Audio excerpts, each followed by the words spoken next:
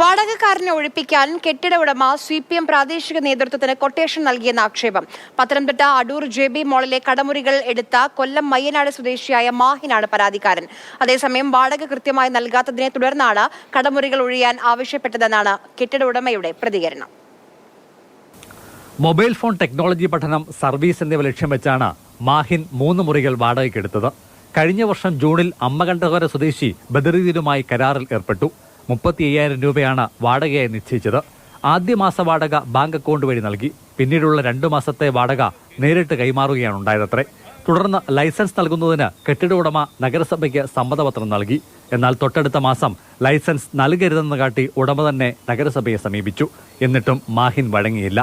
ഇതോടെ പാർട്ടി പ്രവർത്തകർ ഇടപെട്ടു. നഗരസഭാ സ്ഥിരസമിതി ചെയർമാൻ നേരിട്ടെത്തി ഭീഷണി മുഴക്കിയത്രേ. രാഷ്ട്രീയ ബമ്പലും ഈ ഏരിയ സെക്രട്ടറി മനോജും ഈ റോണിയും പിടിച്ചുകൊണ്ടാണ് പുള്ളി ഇതെല്ലാം ചെയ്യുന്നത്.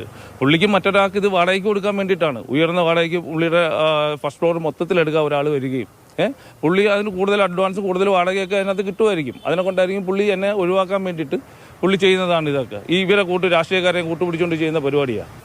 വാടകക്കാരൻ ഹൈക്കോടതിയെ സമീപിച്ച് ഇതിനിടെ താൽക്കാലിക സംരക്ഷണം നേടി. ഇതിന്റെ കാലാവധി കഴിയും മുൻപ് സ്ഥാപനം നഗരസഭ സീൽ ചെയ്തു. പരാതിക്കാരൻ ഹാജരാകാത്തതിനെ തുടർന്ന് ഹൈക്കോടതി പിന്നീട് റിട്ട് ഹർജി തള്ളുകയും ചെയ്തു. 20 ലക്ഷം രൂപ മുടക്കി കട മോടികൂട്ടിയെങ്കിലും ഒരു ദിവസം പോലും പ്രവർത്തിക്കാനായില്ലെന്നാണ് വാടകക്കാരൻ പറയുന്നത്. എന്നാൽ കെട്ടിട ഉടമ സമീപിച്ചതിനാലാണ് വിഷയത്തിൽ ഇടപെട്ടതെന്ന് നഗരസഭാ സ്ഥിരസമിതി അധ്യക്ഷൻ പറഞ്ഞു. ഇത് ക്ലിയർ ചെയ്ത് ആ റെസിപ്റ്റുമായിട്ടാണ് എന്നെ ഒരു മധ്യസ്ഥൻ എന്നുള്ള രീതിയിലാണ് എന്നെ കൊണ്ടുവന്ന് ഇവിടെ പുള്ളിക്കാരന് സംസാരിക്കാൻ വന്ന സമയത്ത് പുള്ളിക്കാരൻ ആദ്യം പറഞ്ഞു, നീ ആരാടാ അവിടെ സംസാരിക്കാൻ, ഇറങ്ങി വെളിയിൽ, കുറേ ആൾക്കാരെ വിളിക്ക്, CITക്കാരെ വിളിക്ക്, ഇപ്പോൾ കാണിച്ചു തരാം, എന്നാൽ വിളിക്ക്, ഞാൻ കാണാം എന്ന് പറഞ്ഞ് ഞാനവിടെ നിന്ന് സംസാരിച്ചു. അല്ല, ഭീഷണിയുടെ സ്വരമൊന്നും പുള്ളിക്കാരോട് ഇല്ല. വർത്തമാനം പറഞ്ഞപ്പോൾ അങ്ങോട്ടും ഇങ്ങോട്ടും വർത്തമാനം പറഞ്ഞിട്ടുണ്ട്. വാടകക്കാരനും കടയുടമയും തമ്മിലുള്ള പ്രശ്നം പരിഹരിച്ചാൽ ലൈസൻസ് നൽകാൻ തടസ്സമില്ലെന്നാണ് നഗരസഭാ നേതൃത്വം വിശദീകരിക്കുന്നത്. അതേസമയം ആക്ഷേപങ്ങൾ നിരാകരിച്ച CPM ഏരിയ നേതൃത്വം വാടകക്കാരൻ 7.5 ലക്ഷം രൂപ ഒഴിഞ്ഞുപോകുന്നതിന് നഷ്ടപരിഹാരമായി ആവശ്യപ്പെട്ടുവെന്ന് ആരോപിച്ചു. മാഹിൻ ഇത് നിഷേധിച്ചിട്ടില്ല. മാതൃഭൂമി ന്യൂസ്, പത്തനംതിട്ട.